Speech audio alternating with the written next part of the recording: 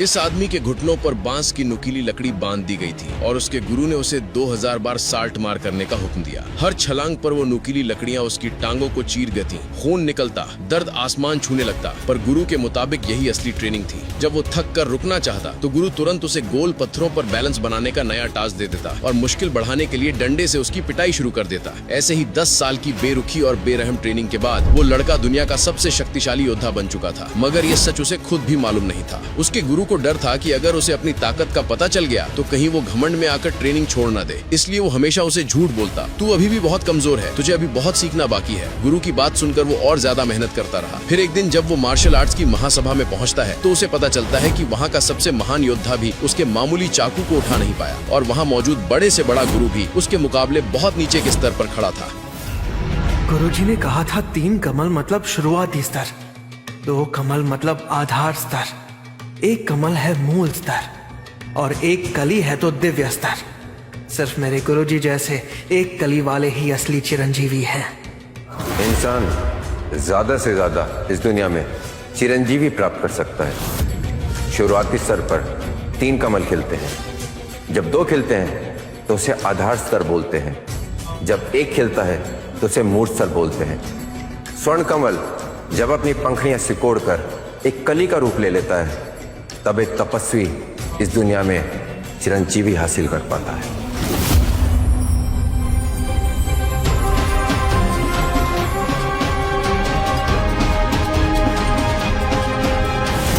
नहीं, अब मैं इससे और झूठ नहीं बोल सकता।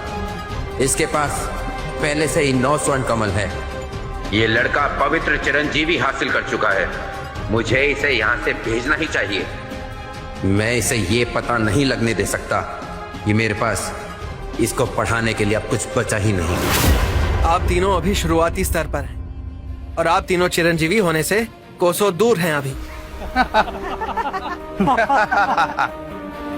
तुम्हें सच में कुछ नहीं आता, लेकिन अकड़ बहुत है। मैं पृथ्वी पर अमरत्व प्राप्त कर चुका हूँ और तुम कह रहे हो कि मैं अभी भी शुरुआती स्तर पर हूँ। ये कैसी बेहुदा बात है? मुझे तो लगता है कि तेरा गुरु भी तेरे जैसा ही होगा, मूर्ख और अज्ञानी। तुम हमारे आगे नहीं झुकना चाहते ना, कोई बात नहीं। वैसे भी तेरे जैसे बेवकूफ लड़के इस परीक्षा में कभी सफल नहीं हो सकते। तुमसे बहस करके हम ही छोटे दिखेंगे। अब समय हो चुका है स्वर्णीय मोती को बुलाने का। ओम विच्छय विच्छय स्वर्णिम कर्णिम अवंतिम मोतिम।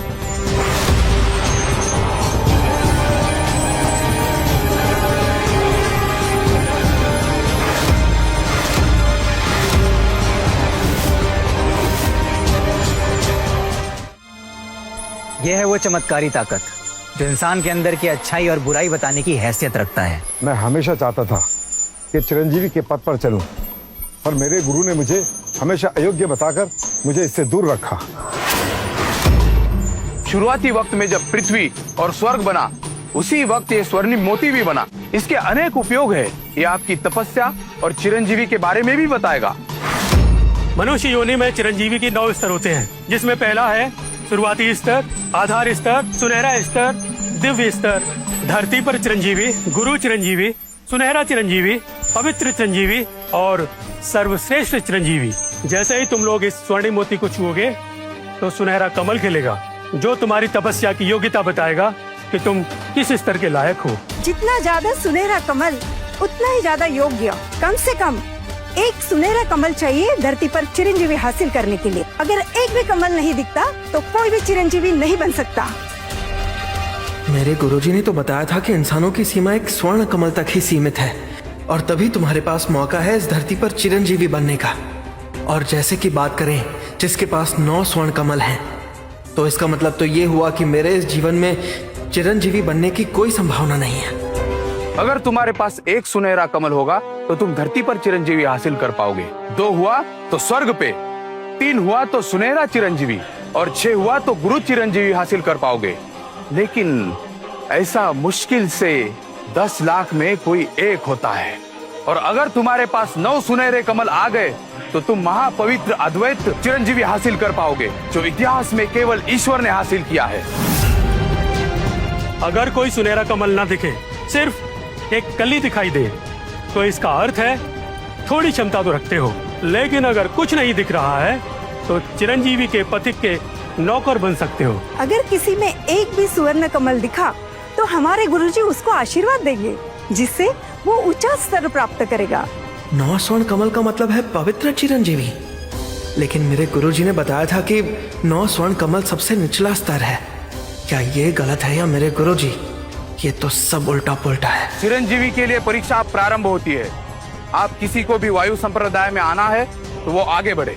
अंकल ने हमारी शादी फिक्स की और मैं तुमसे एक भी सुनहरे कमल की उम्मीद नहीं रखती हूँ, लेकिन कम से कम तुम्हें इस लेवल पर तो होना ही चाहिए कि कोई तुम्हें अपना शिष्य बना ले। मैं किसी सर्वेंट से शादी नहीं करना चाहती। एक स्वर्ण कमल चाहिए इस संप्रदाय से जुड़ने के लिए? क्या मैं परीक्षा सच में दूं? मैं तो एकदम नालायक हूँ। क्या मैं सच में इस संप्रदाय में नौकर बनूंगा? देखो तुम कितने नर्वस हो। अगर तुम्हारे अंदर हिम्मत नहीं है तो कोई बात नहीं, मैं ही आगे बढ़ती हूँ। मेरा पार्टनर मुझसे ज्यादा शक्तिशाली नहीं है तो कोई बात नहीं, पर कम से कम वो डरपोक नहीं होना चाहिए।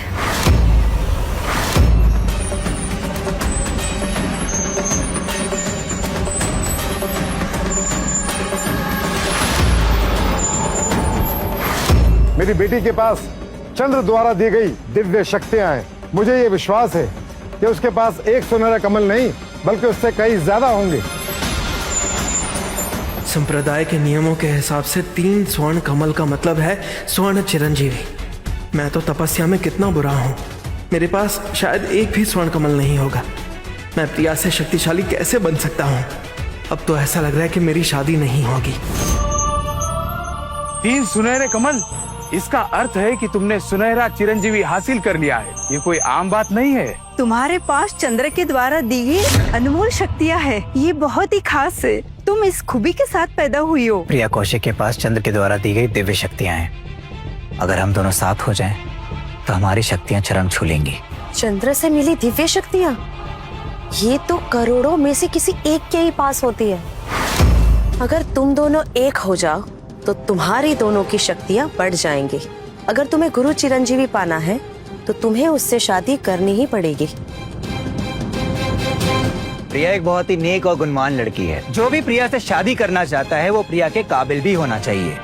मैं विक्रम, अपने खानदान का एक लौता वारिस, इस भरी सभा में आप सभी के सामने ये पूछना चाहता हूँ कि प्रिया, क्या तुम मुझसे शादी करोगी?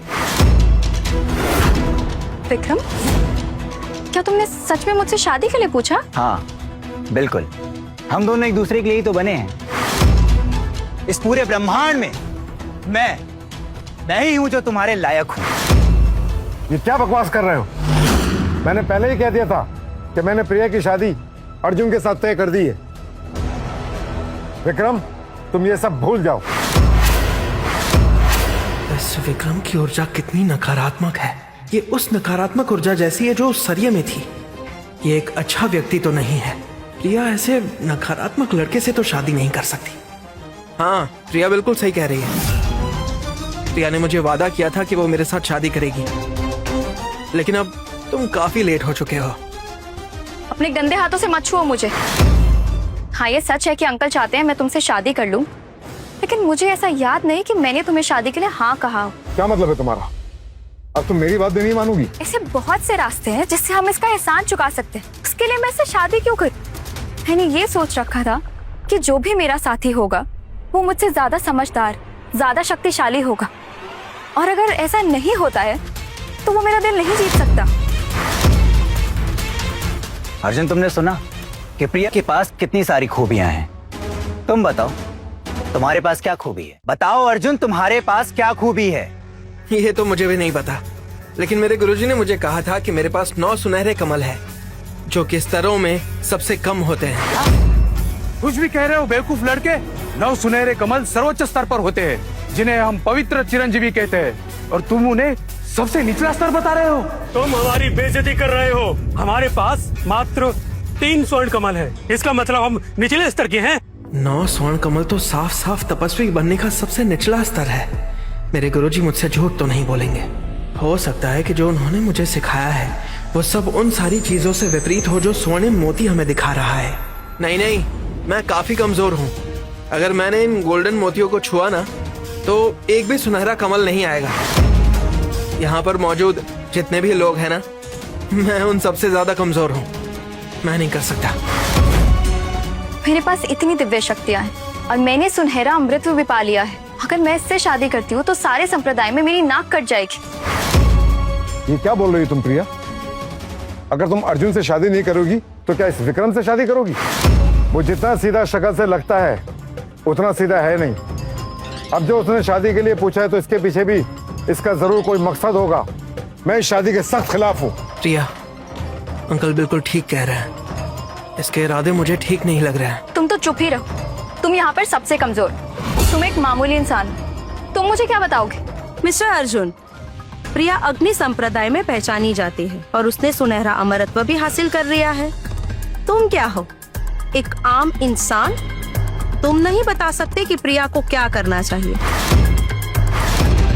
अंकल, मुझे डर है कि आज मुझे आपकी इच्छा से अलग जाना पड़ेगा। मैं ऐसे नाकारा लड़के से शादी नहीं कर सकती। लेकिन अगर आप मुझे इजाजत दें तो मैं इनसे शादी करने के बारे में सोच सकती हूँ। मुझे मेरे गुरु ने बताया था कि मेरे अंदर देवी देवताओं की शक्तियां हैं, लेकिन इसका मेरे पास कोई सबूत नहीं था। आओ, आज मैं तुम सबको अपनी शक्तियों का सबूत दे देता हूँ।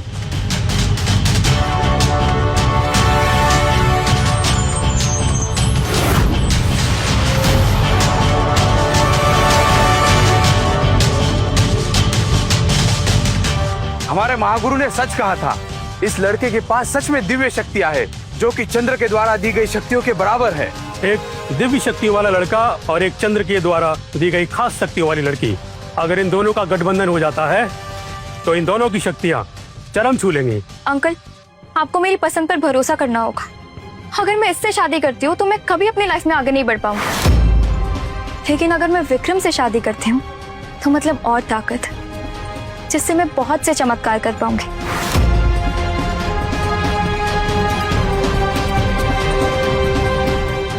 गुरुजी ने तो कहा था कि अगर तुम्हारा दिल साफ नहीं है तो तुम कभी चिरंजीवी नहीं बन सकते। प्रिया, तुम्हें दिख नहीं रहा है कि कौन सही है और कौन गलत? अगर तुम पवित्र चिरंजीवी पा भी लोगी तो भी तुम असली चिरंजीवी से बहुत दूर होगी। मैं भी देखना चाहूंगी कि हम दोनों मिलकर चिरंजीवी के लिए कितने योग्य हैं।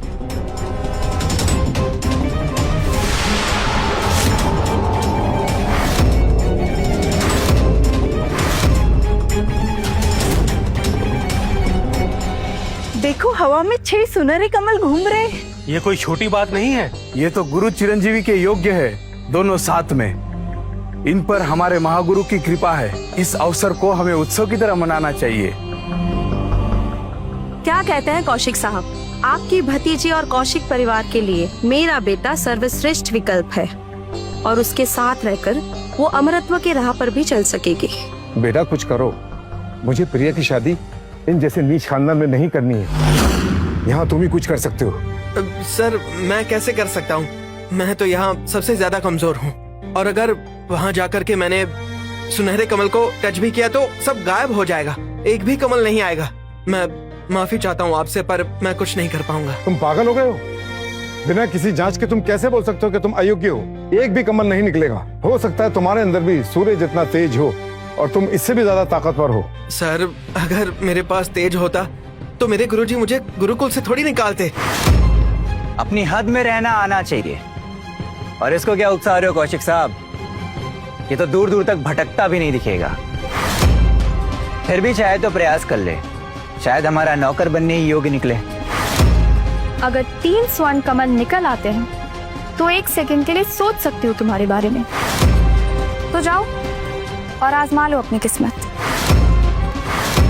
मैं भी देखना चाहूंगा कि क्या सच में तुम्हारे पास 9 स्वर्ण कमल है या हमें दिन दहाड़े मूर्ख बनाया जा रहा है। जाओ उद्दंड लड़के, जाओ। अगर एक भी स्वर्ण कमल नहीं मिला तो मेरे गुरु का नाम डूब जाएगा। देख क्या रहे हो? अब जाओ, शायद तुम मेरे लायक ही नहीं।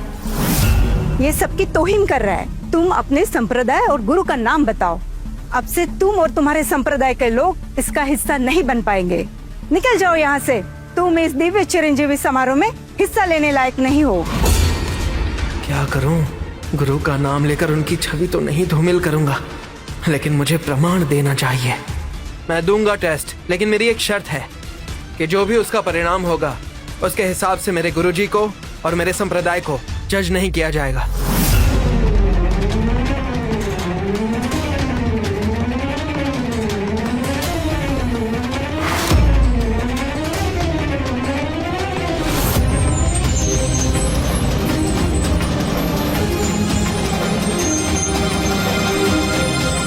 आगे की पूरी कहानी बिल्कुल फ्री में देखिए, सिर्फ मौज ऐप पर। डाउनलोड करो और देखो मजेदार ड्रामा शो बिल्कुल फ्री।